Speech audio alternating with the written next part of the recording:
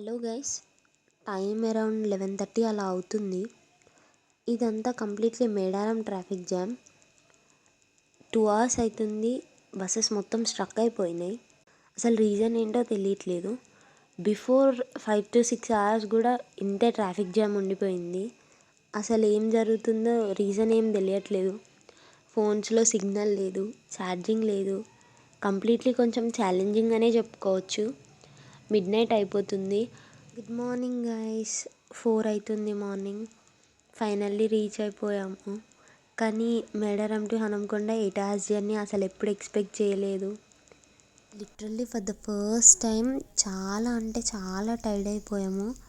ఇంకా పబ్లిక్ అయితే ఫుల్ ఫ్రస్ట్రేషన్లో ఉన్నారు. అసలు అన్డౌటెడ్లీ ఇంకా ఇది మేడారంలో ప్రజెంట్ సిచ్యుయేషన్.